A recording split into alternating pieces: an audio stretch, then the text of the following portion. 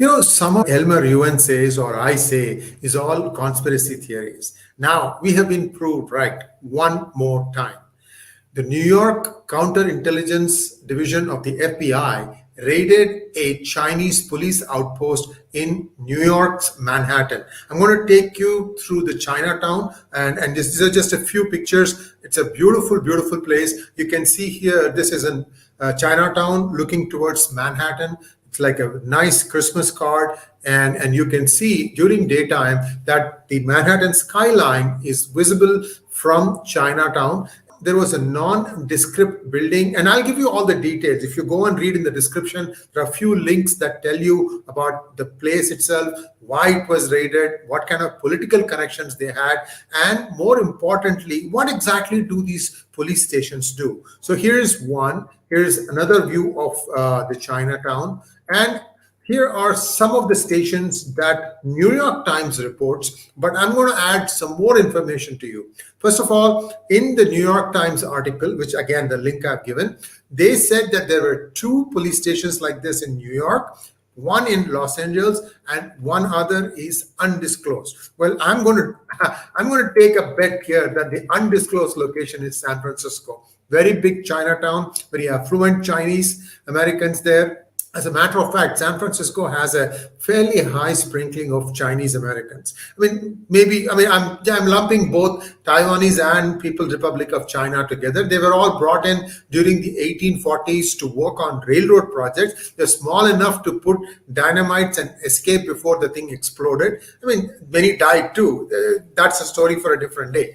But what I'm trying to say is today, the Chinese American diaspora in the United States is quite well off. But I digress. Let's get back to what has been happening. Now, if you look at the other link that I've given you from Newsweek, they say that there are at least 9 police stations plus 9 more, social service centers, which are more or less following the ideology of the CCP. Remember the Confucius Research Centers? This is again 𝗥𝗲𝗳𝗲𝗲𝗀𝗲𝗃 theory, as well as Sasha Gong, who had also said about the existence of these in various universities to try and brainwash you. More interesting things are that the Chinese police stations, actually they are spying on people. Anybody who's of Chinese origin, including perhaps somebody like 𝗥𝗲𝗳𝗲𝗲𝗲, they get spied on all the time. There are people who are, following them, and there's an instance in that Newsweek article where somebody got beaten up for just protesting against the killings in Urumqi, the capital of Xinjiang.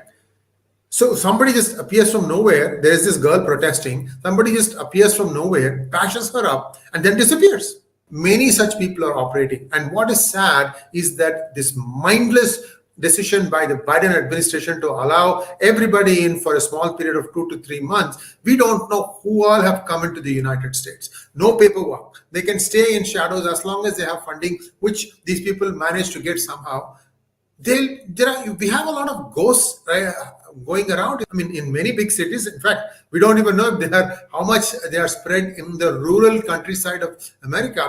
People used to joke that you could put the entire population of India in the state of Texas. That's how big Texas is. But it's a joke, of course. It would be quite crowded. America is now beginning to wake up to the fact that China has a surveillance mode operation. In fact, there are 100 such police stations that are in existence today, according to another article, and these are spread across many countries. In fact, I did a monologue on that previously also. What does this all mean?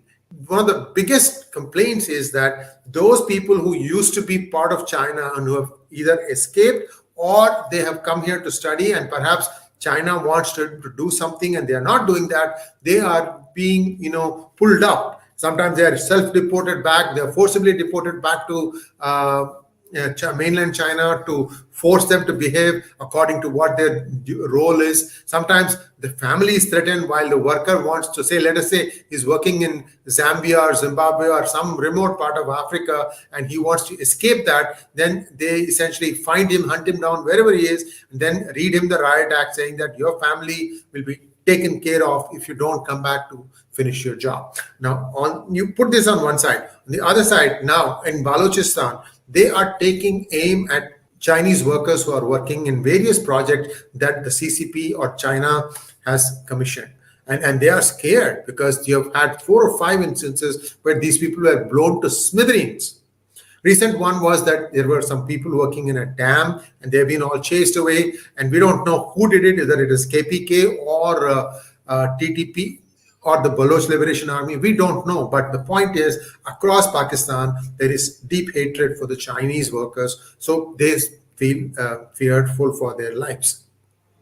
How this is going to play out, whether the United States is going to take some strict action and start, really cracking down on some of the illegals. See, you create a problem and then you say that the vice president is going to look into this and take responsibility for that, for which the vice president doesn't even lift a little finger, doesn't even go to the border of United States with Mexico. And now everybody's saying, oh my God, this is not right. But you didn't you know? I mean, Anthony Blinken, a career diplomat for donkey's years. What about Mr. Biden? 45 years of Senate experience. Didn't he know the consequences? This is where I kind of get a little hot under the collar, that these were done with the full knowledge of the consequences. And it was done as if there was a checklist that they had to satisfy for having been brought to power. I still say that the 2020 elections were questionable. You're also seeing in 2022, same kind of playbook has been used. Kari Lake, who lost out in the, I think, Arizona governor's race, she's continuing to fight her case in a court, and I don't think she'll win. In the US, I have seen this election, once it is declared by the Secretary of State, it is a done deal. Unfortunately for Kari Lake, the Secretary of State herself was contesting to be the governor of that state. So you have self-certifying yourself, saying that, yes, I hereby declare myself as the winner in the gubernatorial race. Very funny, farcical, right? Yes, that's how sometimes politics works in the United States. Thanks for watching. Please like, share, and subscribe to our channel. Don't forget to click on the bell button for notifications. Namaskar.